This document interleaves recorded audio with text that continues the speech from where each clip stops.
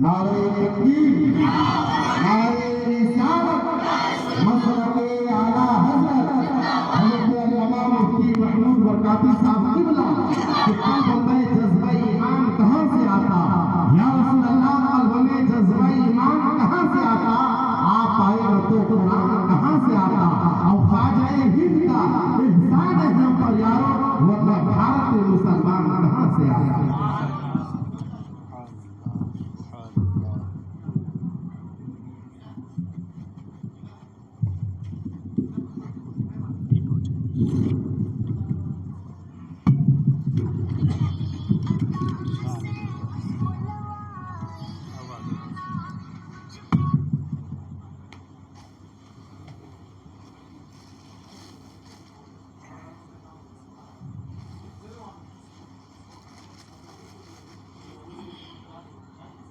السلام علیکم ورحمۃ اللہ وبرکاتہ۔ الحمد للہ رب العالمین، والصلاة والسلام علی سید الانبیاء والمرسلین وعلی آلہ وصحبہ اجمعین، اما بعد فأعوذ باللہ من الشیطان الرجیم، بسم اللہ الرحمن الرحیم۔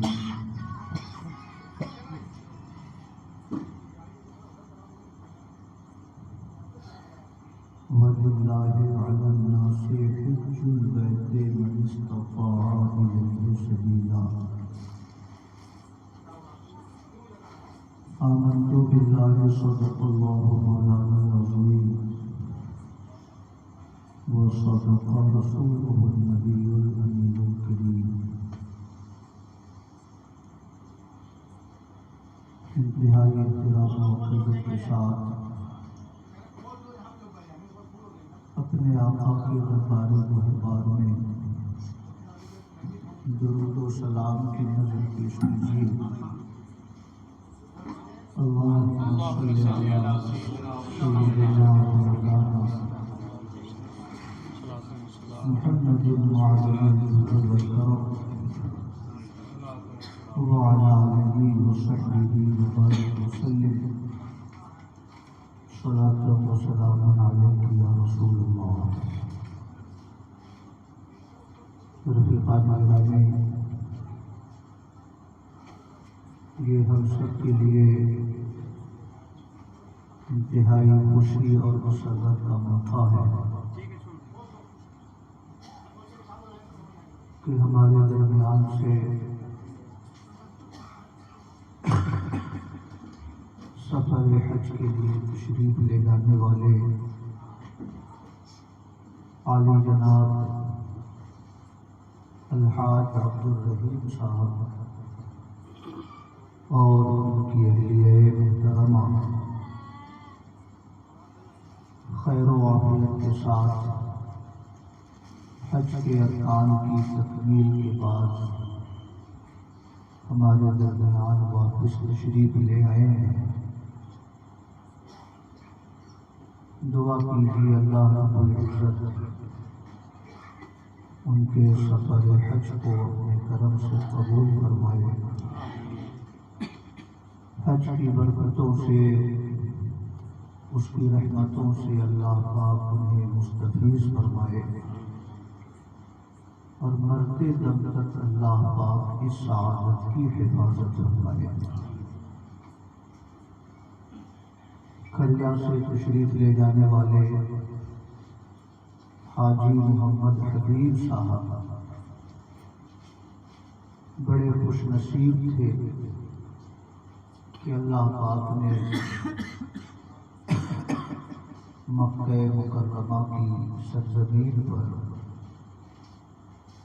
انہیں موت عطا فرمائی، اور جو سفر حج کے درمیان دنیا سے رخصت ہوتا ہے اللہ پاک قیامت تک اسے حج کا فیض اور حج کی برکت عطا فرماتا ہے۔ قیامت تک ان کی روح کو حج کی اجازت ہوگی، اور اللہ پاک سینکڑوں سال جب تک قیامت نہ آ جائے ان کو حج کا ثواب اللہ پاک عطا فرماتا رہے گا۔ اس لیے وہ بڑے خوش نصیب تھے کہ اللہ پاک نے اسی سرزمین کے اوپر مٹی عطا فرمائی۔ ان کے اہل خانہ کے لیے یہ تھوڑے سے وقت کی بات ہو سکتی ہے کہ وہ اپنے والد کے سائے سے محروم ہو گئے،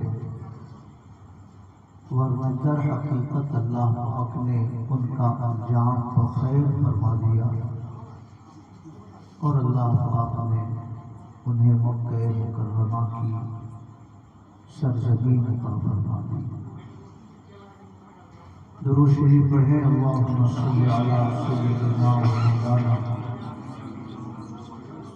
محمد معدن الجود والکرم وعلی آلہ وصحبہ وبارک وسلم، صلاۃ و سلام علیک یا رسول اللہ۔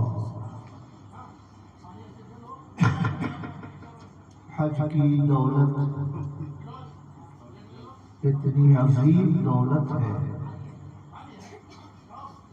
کہ اللہ کے حبیب فرماتے ہیں الحج المبرور لیس لہ جزاء الا الجنہ۔ حج مقبول کی جزا یہی ہے کہ اللہ پاک اسے جنت عطا فرماتا ہے۔ جس کا حج اللہ قبول فرما لے اس کی جزا یہی ہے کہ اسے اللہ رب العزت جنت عطا فرماتا ہے۔ اس لیے میں یہ کہتا ہوں کہ آج تک کوئی ایسا کیلکولیٹر ایجاد نہیں ہوا جو حج کرنے والوں کی نیکیوں کو کیلکولیٹ کر سکے۔ دنیا میں آج تک کوئی ایسا کیلکولیٹر نہیں ایجاد ہوا۔ آقا کریم صلی اللہ تعالی علیہ وسلم کی حدیث ہے، اور اس حدیث کی روشنی میں اعلیٰ حضرت نے لکھا ہے کہ حج کے جو 5 ایام ہیں ان 5 ایام میں حاجی حج کے ارکان کی ادائیگی کے لیے جو قدم اٹھاتا ہے ہر قدم پر اللہ رب العزت 7 کروڑ نیکیاں عطا فرماتا ہے۔ ہر قدم پر 7 کروڑ نیکیاں ملتی ہیں۔ اعلیٰ حضرت فرماتے ہیں کہ اگر کوئی مکہ شریف سے مینا جائے، مینا سے عرفات پیدل سفر کرے، عرفات سے مزدلفہ کی واپسی پیدل ہو، مزدلفہ سے مینا اور مینا سے طواف زیارت کی ادائیگی کے لیے مکہ شریف کا سفر پیدل ہو، تو اعلیٰ حضرت فرماتے ہیں کہ پیدل چلنے کے صدقے میں اللہ رب العزت 78 کھرب 40 ارب نیکیاں عطا فرماتا ہے۔ سبحان اللہ۔ صرف پیدل چلنے کی برکت سے، پیدل چلنے کے صدقے میں کتنی نیکیاں دی جاتی ہیں؟ 78 ارب 40 ارب نیکیاں ملتی ہیں۔ اس زمانے میں جو قرآن شریف پڑھا اس کا ثواب الگ ہے، جو نمازیں پڑھی اس کا ثواب الگ ہے، اور وہ ثواب بھی اتنا اہم ہے۔ استاذ العلماء حضور نصیر ملت صاحب قبلہ متظلہ العالی تشریف لا رہے ہیں۔ آپ سب لوگ کھڑے ہو کر حضرت کا استقبال کریں. نعرہ تکبیر، نعرہ رسالت، مسلک اعلی حضرت، حضور نصیر ملت، نعرہ تکبیر، نعرہ رسالت. السلام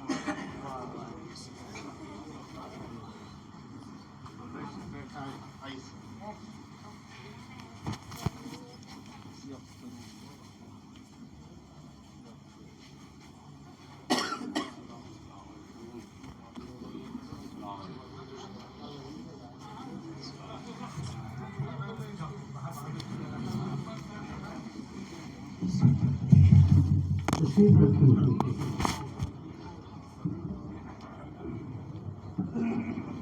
درود شریف پڑھیں. اللہم صل علی سیدنا و مولانا محمد معدد الجود والکرم وعلی آلہ وصحبہ وبارک وسلم. صلاۃ و سلام علیک یا رسول اللہ. حضور نصیر ملت کا کرم ہے کہ وہ ہمارے درمیان تشریف فرما ہے.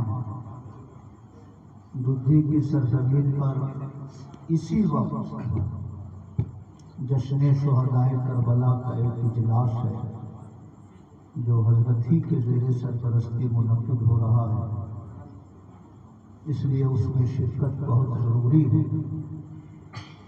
حاجی عبدالرحیم صاحب کو مبارکباد دینے اور انہیں دعا دینے کے لیے حضرت تشریف لائے ہیں. اس لیے 10-15 منٹ میں اپنی گفتگو مکمل کرتا ہوں، پھر حضرت کی دعا ہوگی اور اس کے بعد بھی آپ حضرات نعت و منقبت سے محظور ہوتے رہیں گے. درود شریف پڑھیں. اللہم صل علی سیدنا و مولانا محمد معدد الجود والکرم وعلی آلہ وصحبہ وبارک وسلم. صلاۃ و سلام علیک یا رسول اللہ. تو میں یہ عرض کر رہا تھا کہ صرف پیدل چلنے کے صدقے میں حج کرنے والوں کو 78 خرب 40 ارب نیکیاں ملتی ہیں. جو نمازیں پڑھی ان نمازوں کا ثواب الگ ہے، جو قرآن پڑھا اس کا ثواب الگ ہے، درود شریف کا ورد ہوا اس کا ثواب الگ ہے. ساری نیکیاں 1,00,000 نیکیوں کے برابر ہوتی ہیں. 2 رکعت نماز پڑھی تو 2,00,000 رکعت نمازوں کا ثواب ملے. 1 پارہ پڑھا تو 1,00,000 پارے کا ثواب ملا. 100 بار درود شریف پڑھا تو 100,00,000 درود شریف کا ثواب ملا. اس لیے میں نے عرض کیا کہ آج تک دنیا میں کوئی ایسا کیلکولیٹر ایجاد نہیں ہوا جو حاجیوں کی نیکیوں کو کیلکولیٹ کر سکے. اس لیے میرے بھائیوں، جب اللہ پاک کا کسی بندے پہ بڑا خاص کرم ہوتا ہے تب اللہ پاک کی بارگاہ ناز میں اللہ رب العزت کے گھر کی زیارت کے لیے کسی بھی بندے کو سفر کی اجازت ملا کرتی ہے. میرے بھائیوں، اس لیے بڑے خوش نصیب ہیں حاجی عبدالرحیم صاحب اور ان کی اہلیہ مکرمہ جنہیں اللہ پاک نے یہ سعادت عطا فرمائی. ایک بڑے بزرگ گزرے ہیں حضرت حسن بصری، بصرہ میں مزار شریف ہے ان کا. سن 80 ہجری میں ان کا انتقال ہوا. کربلا کا واقعہ 60 ہجری میں ہوا اور حضرت حسن بصری کا انتقال 80 ہجری میں ہوا. حضرت علی مرتضیٰ کی زیارت انہوں نے کی ہے. سبحان اللہ. حضرت علی سے حضرت حسن تک فیض پہنچا ہے. آپ کی جو والدہ تھی حضرت ام المومنین حضرت ام سلمہ رضی اللہ تعالی عنہ کی کنیز تھی، خادمہ تھی. جب کبھی حضرت حسن بصری بھوک کی وجہ سے رونے لگتے تو حضرت ام سلمہ انہیں اپنا دودھ پلا دیا کرتی تھی۔ ام المومنین کا دودھ جس بچے کے حلق میں اترا ہو اس بچے کی پرہیزگاری کا عالم کیا ہوگا۔ اس لیے حضرت حسن بصری کو سید التابعین کہا جاتا ہے، تابعین کے سردار۔ ان کے ایک دوست رہتے تھے مکہ شریف میں، وہاں کے کسی حاکم نے ان کو پریشان کرنا شروع کیا۔ ہر اچھے آدمی کے کچھ نہ کچھ مخالف ہوتے ہیں، کچھ نہ کچھ حاسدین ہوتے ہیں، شکوہ شکایت کی گئی ہوگی۔ تو حضرت حسن بصری کے جو دوست تھے انہوں نے مکہ شریف سے ہجرت کرنے کا ارادہ کر لیا کہ میں مکہ شریف چھوڑ کر اب کسی دوسرے شہر میں جا کر مقیم ہو جاؤں گا۔ حضرت حسن بصری کو خبر ملی کہ وہ مکہ شریف چھوڑنے والے ہیں، تو انہوں نے ان کو ایک خط لکھا، رسالے کی شکل میں وہ خط چھپا ہوا ہے فضائل مکہ کے نام سے۔ اس خط میں یا اس رسالے میں حضرت حسن بصری نے فرمایا کہ آپ ایسے شہر سے ہجرت کرنا چاہتے ہو کہ جس شہر میں کوئی ایک بار سبحان اللہ کہے تو 1,00,000 سبحان اللہ کا ثواب ملتا ہے، ایک رکعت نماز پڑھے تو 1,00,000 رکعت کا ثواب ملتا ہے، ایک پارہ پڑھے تو 1,00,000 پارہ پڑھنے کا ثواب ملتا ہے۔ آپ ایسے شہر سے ہجرت کرنا چاہتے ہو جہاں 700 انبیاء کرام نے، او بھائی بیٹھ جاؤ، آپ ایسے شہر سے ہجرت کرنا چاہتے ہیں جہاں 700 انبیاء کرام نے اپنے آخری قیام کے لیے جس شہر کا انتخاب کیا ہے۔ کتنے؟ 700 انبیاء کرام، سبحان اللہ۔ اور لکھا حضرت حسن بصری نے کہ خانہ کعبہ کا وہ کنارہ جس کنارے میں حجر اسود ہے، جس کو رکن اسود کہتے ہیں، وہاں سے لے کر زمزم کے کنواں مشکل سے 50 فٹ کا فاصلہ ہوگا، اس کے بیچ میں 70 انبیاء کرام کی قبریں ہیں۔ حجر اسود والے گوشے سے لے کر زمزم کے کنویں کے بیچ میں 70 انبیاء کرام آرام فرما ہے۔ خانہ کعبہ کا پانی جہاں سے گرتا ہے میزاب رحمت، اس کے نیچے حضرت اسماعیل کی قبر ہے، حضرت ہاجرہ کی قبر ہے، سبحان اللہ۔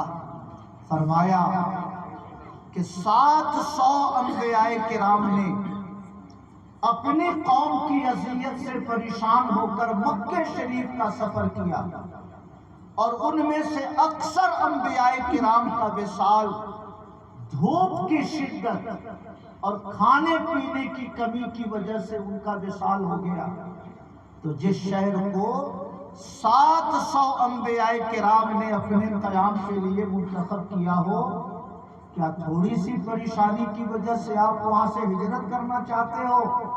اور لکھا کہ جتنا ظلم اسے کرنا ہے اسے کرنے دو، مگر شہر مکہ نہ چھوڑو، کیونکہ شہر مکہ وہ ہے کہ جس شہر کی قسم اللہ پاک نے قرآن میں ذکر فرمائی، سبحان اللہ۔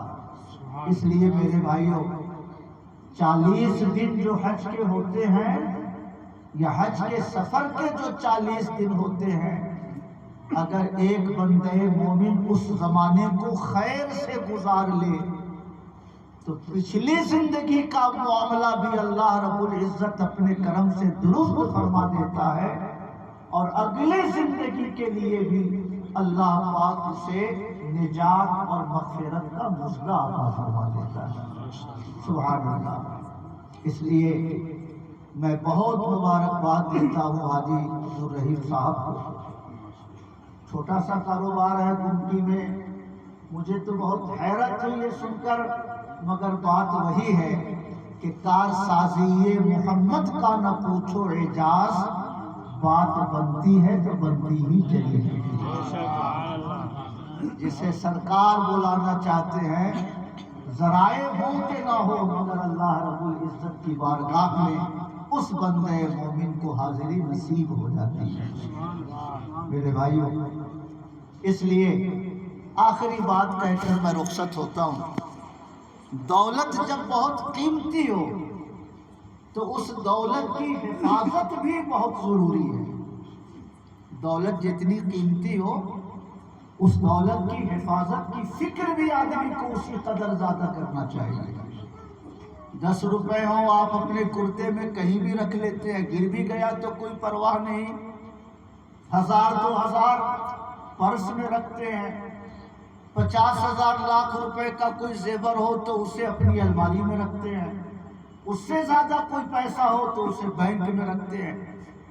دولت جتنی قیمتی ہوتی جاتی ہے اس کی حفاظت کی فکر آدمی کو اسی قدر زیادہ کرنی پڑتی ہے اور زیادہ کرنی چاہیے۔ جب ایمان باللہ، ایمان بالرسول اور دولت نماز کے بعد سب سے بڑی دولت حج کی دولت ہے، تو ہر بندے مومن کو اس دولت کی حفاظت کی فکر سب سے زیادہ کرنی چاہیے، تاکہ مرتے دم تک اللہ کی یہ دولت، اللہ کی یہ دی ہوئی دولت محفوظ رہے اور قبر و حشر کے مرحلے بھی اسی دولت کے صدقے میں آسان ہو جائے۔ اس دولت کا جو سب سے زیادہ ضیاع ہوتا ہے وہ زبان سے ہوتا ہے۔ سمجھ رہے ہیں؟ اتنے بھائی یہاں پہ بیٹھے ہوئے ہیں، شاید کسی نے کسی کو تھپڑ مارا ہو، ہاتھ کا گناہ شاید سرزد ہوا ہو، شاید کوئی ہو جس نے کسی کو پاؤں سے ٹھوکر ماری ہو، شاید کوئی ہو جس نے چوری کی ہو، شاید کوئی ہو جس نے ڈاکہ ڈالا ہو۔ تو ہاتھ کا گناہ کم ہوتا ہے، پاؤں کا گناہ کم ہوتا ہے، سب سے زیادہ گناہ آدمی کی زبان سے ہوتا ہے۔ سمجھ رہے ہیں؟ زبان کی حفاظت کسی بھی دولت کی حفاظت کے لیے سب سے زیادہ ضروری ہے، اور ہے سب سے ٹیڑھی کھیر۔ دولت کی حفاظت سب سے مشکل کام ہے، کیونکہ آدمی جب ایک دوسرے سے گفتگو کرتا ہے تو خیر کی باتیں کم ہوتی ہیں۔ فلاں ایسے ہے، فلاں نے یہ کیا، فلاں نے ایسا کیا، فلاں کا بیٹا ایسا نکل گیا، فلاں کی بیٹی ایسی نکل گئی۔ ایک دوسرے پہ تنقید ہوتی ہے، اور ایک دوسرے کے پیٹھ پیچھے جو تنقید کی جاتی ہے اسی کو شریعت کی نظر میں غیبت کہا جاتا ہے۔ سمجھ رہے ہیں؟ اور غیبت کا سب سے بڑا نقصان یہ ہے کہ غیبت کرنے والے کی نیکیاں اس شخص کو دے دی جاتی ہیں جس کی غیبت کی جاتی ہے۔ امام ابن جوزی غوث اعظم کے زمانے کے بڑے مشہور محدث ہیں، ان کی کتاب ہے بحر الدموع، آنسوؤں کا سمندر۔ اس کتاب میں وہ لکھتے ہیں کہ غیبت کرنا ایسے ہی ہے جیسے کسی نے منجنیق رکھ کر، منجنیق سے جیسے آدمی سامان ادھر ادھر پھینکتا ہے، ویسے ہی غیبت کرنا گویا اپنی نیکیوں کو پھینکنا ہے۔ جب تک آدمی غیبت میں مصروف رہتا ہے اس وقت تک اس کی نیکیاں اس شخص کے نام عمل میں منتقل ہوتی رہتی ہے۔ اور ایک مشہور تابعی ہے سعید ابن جبیر، ان کا واقعہ لکھا۔ وہ فرماتے ہیں کہ بعض ایسے لوگ بھی قیامت کے دن آئیں گے کہ جب فرشتے انہیں نام عمل دیں گے تو وہ کہے گا مولا یہ میرا نام عمل نہیں ہے، میں نے فلاں نیکی کر رکھی تھی، میں نے فلاں عبادت کر رکھی تھی، میں نے فلاں عمل خیر کیا تھا، مولا اس میں تو کوئی عمل خیر نہیں دکھ رہا۔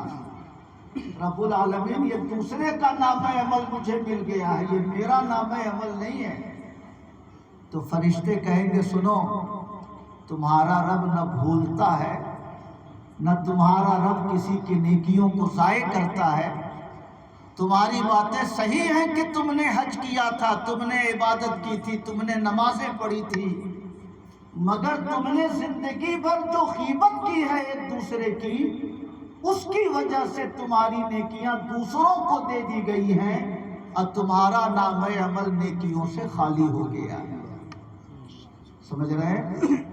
اس لیے میرے بھائیوں، حج سے لوٹنے کے بعد آدمی کو سادگی کی زندگی گزارنی چاہیے، اپنی زندگی سے تکلفات کو ختم کر دینا چاہیے، عبادتوں کی پابندی اپنی زندگی میں پیدا کرنی چاہیے، اور جو دولت ملی ہے وہ دولت ضائع نہ ہو، اس کے لیے اس دروازے پر تالا لگا کے رکھنا چاہیے۔ اللہ اگر توفیق دے، دکان میں بیٹھے ہیں تو سبحان اللہ پڑھتے رہیے، بسوں سے سفر کر رہے ہیں تو لا الہ الا اللہ پڑھتے رہیے۔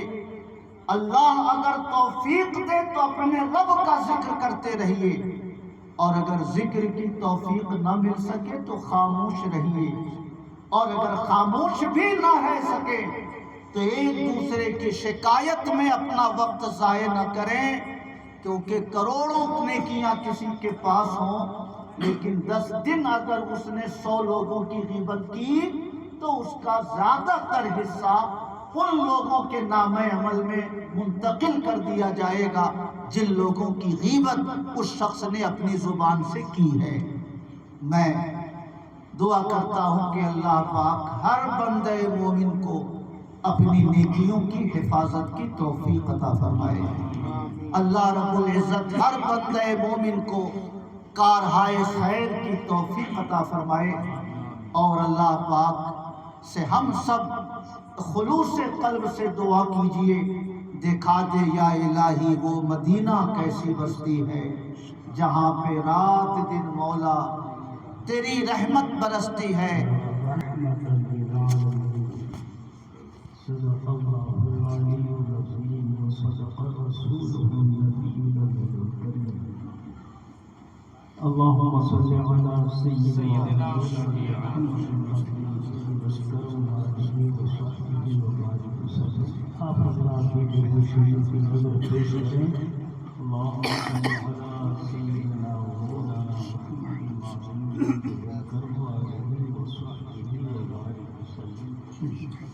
رفیقان گرامی، ابھی آپ حضرت مفتی محمود احمد صاحب برکاتی سے بہت ہی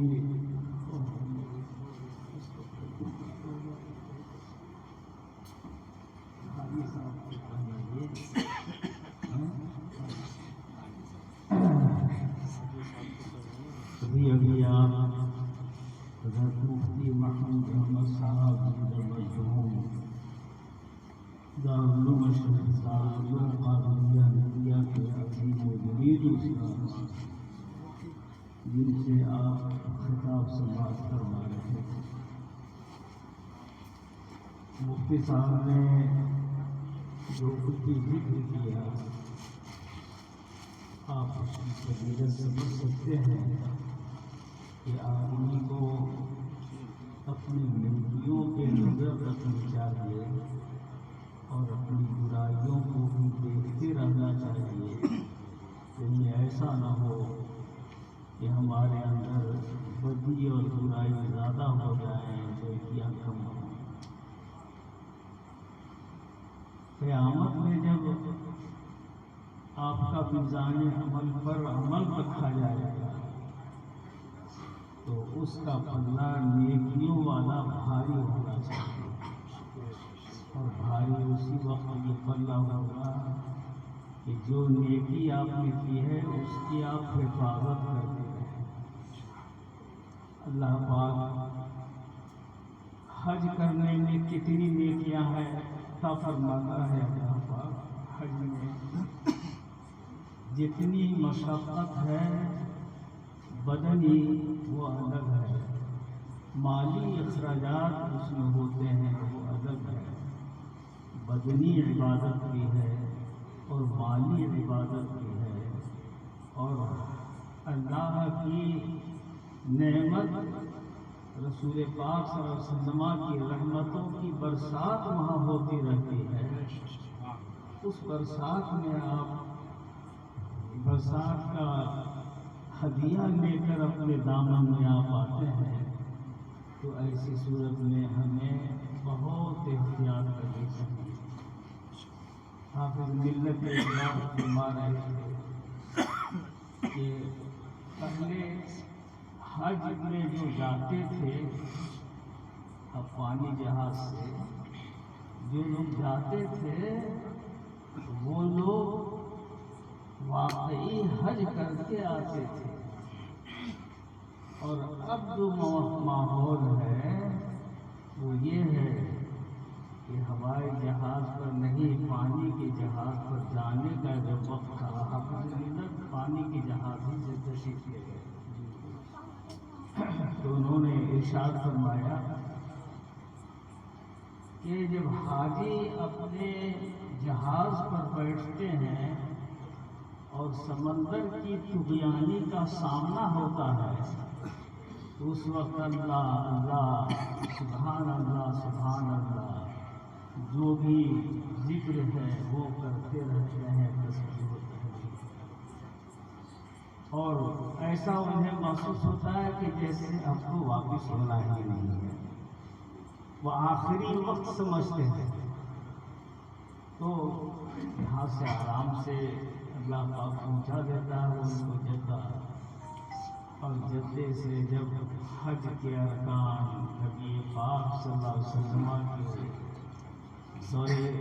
در دولت پر حاضری کی سعادت یہ ملتی ہے، اور واپس جب آنے لگتے ہیں تو اب جہاز میں بات کیا ہوتی ہے اب تصدیق بھول گئے، کیونکہ جانے وقت سمندر کی غوطہ لگانے کا جو ہے ایک تجربہ ہو چکا تھا، جاتے وقت سمندر میں جو یہ ہوتی ہے جو موج اٹھتے ہیں تو اس کا ایک تجربہ ہو گیا تھا۔ اب واپسی میں آدمی تھوڑا سا دل مضبوط کر لیتا ہے، تو فرماتے تھے کہ وہ جو ہے بات کیا کرتے ہیں، خریداری کی بات کرتے ہیں بیٹھ کر، ہم نے اتنے میں یہ خریدا ہے، ہم نے اتنے میں وہ خریدا ہے، ٹیپ ریکارڈر اتنے میں لیا ہے، فلاں اتنے میں لیا ہے۔ اس زمانے میں لوگ ٹیپ ریکارڈر کی بڑی اہمیت تھی، عرب سے وہ ٹیپ ریکارڈر لے کر کے آتے تھے، تو یہ سب چرچے ہوتے تھے، اور ساتھ ہی ساتھ جو ہے ذکر فکر سب ختم ہو جاتا ہے، اب یہی سب کام شروع ہوتا ہے۔ تو اور سامان کو اتنا لاتے تھے اس زمانے میں کہ کسٹم دینا بھی مشکل ہو جاتا تھا۔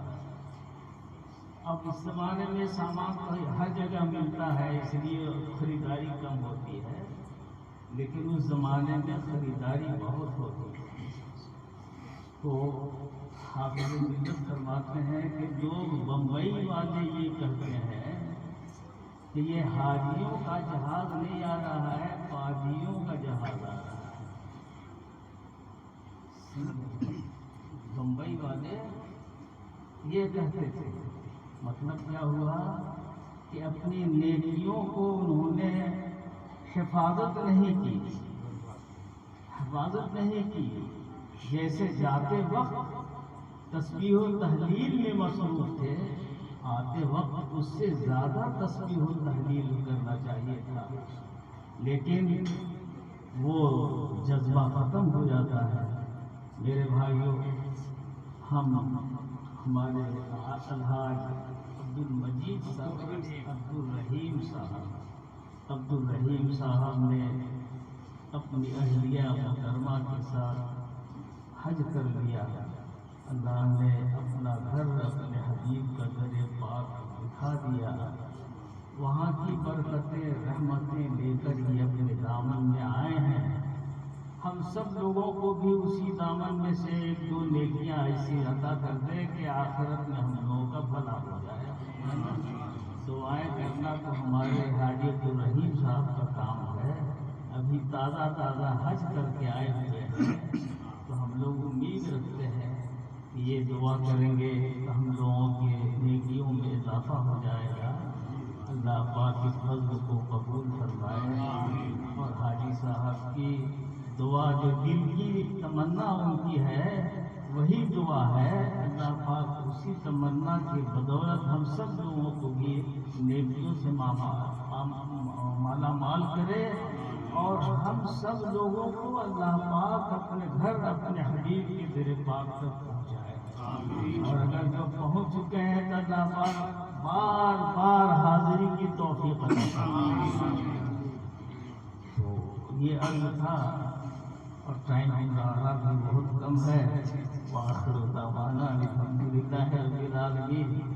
اب صلاۃ و سلام کے لیے یا آپ حضرات نہیں تو آپ حضرات پروگرام کر لیں، کیونکہ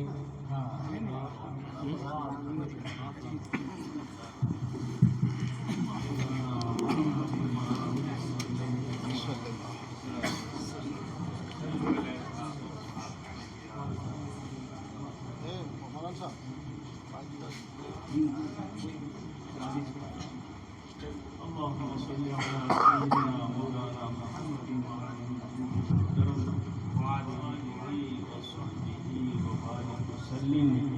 مولا کریم یہاں جو کچھ بھی ذکر خیر ہوا، قرآن پاک کی تلاوت ہوئی، دروود شریف کا ذکر ہوا، اور 3 ختم 40 پارے جمع ہو گئے ہیں ہمارے حاجی صاحب کو پیش کیے۔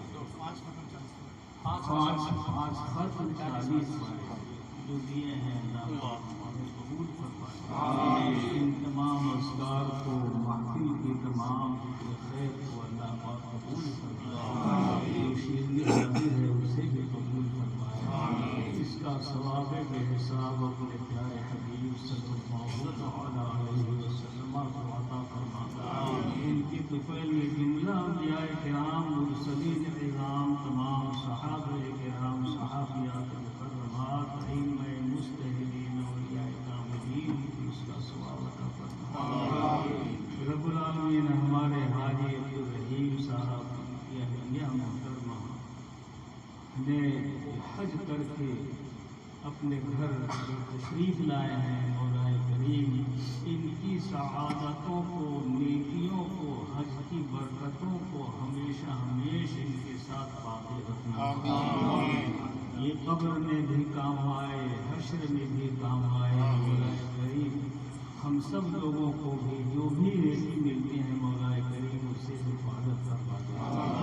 یا رب الرحمین، آپ حاجی عبدالرحیم صاحب کی والدہ مرحومہ کو خصوصی طور پر اس کا ثواب عطا فرما، ان کی مغفرت فرما، رحمتوں کا نزول فرما۔ مولا کریم یہاں جتنے احباب حاضر ہیں ان کے گھروں میں رحمتوں کا نزول فرما، سب کے رزق حلال میں وسعت اور برکت عطا فرما۔ مولا کریم رحم فرما، کرم فرما۔ یہ علماء کرام تشریف رکھتے ہیں، مولا کریم ان کی عمروں میں برکت دے اور خدمات دینیہ کی توفیق عطا فرما۔ صلی اللہ تعالی علی سیدنا محمد و آلہ وصحبہ۔